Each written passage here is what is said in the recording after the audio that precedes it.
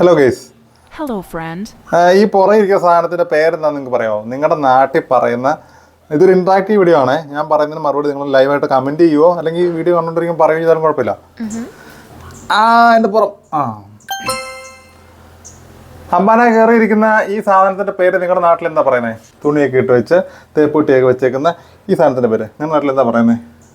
പെട്ടി അല്ലെങ്കിൽ അലമാരിയോ? അലമാരി എന്ന് പറയത്തില്ല, മേശ അല്ലേ?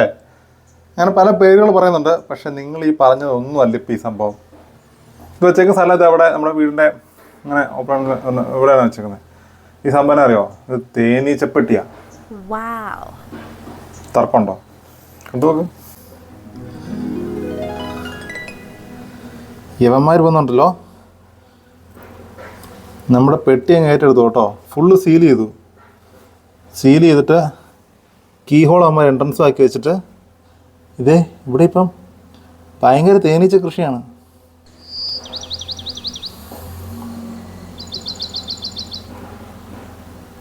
ഇനിയിപ്പോൾ തേനെടുക്കാൻ എളുപ്പം നോക്കിയേ. രാവിലെ വരിക, പെട്ടി തുറക്കുക, തേനെടുക്കുക.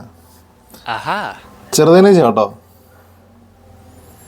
ഓരോരുത്തരും മാടിൻ്റെ പൊത്തിയിൽ നിന്നും വീടിൻ്റെ തറക്കുള്ളിൽ നിന്നൊക്കെ ഓസും പൈപ്പും ഒക്കെ ഇട്ട് ഒരു തരത്തിൽ ഈ സാധനത്തിൽ നിന്ന് കൂട്ടിലാക്കുന്നത്, പെട്ടിയിലാക്കി സൂക്ഷിച്ച് വെക്കുന്ന കഷ്ടപ്പാട് ഓർക്കുമ്പോൾ നമുക്കത് സുഖം. നോക്കിയേ, വീട്ടിൽ ചുമ്മാ മുറ്റത്ത് പെട്ടി എടുത്തിട്ടാൽ മതി, വന്ന് കയറിക്കോളും.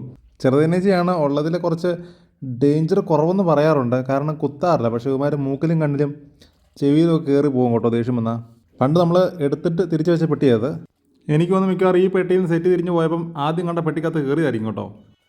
എന്തായാലും അവന്മാരൊരു പണി തുടങ്ങിയതല്ലേ, അത് കംപ്ലീറ്റ് ചെയ്യട്ടെ. തേനൊക്കെ കൊണ്ടുവച്ച് കഴിയുമ്പം നമുക്ക് നല്ലൊരു കൂട്ടിലോട്ട് മാറ്റാം അല്ലേ? വീണ്ടും കാണാം. ടാറ്റ.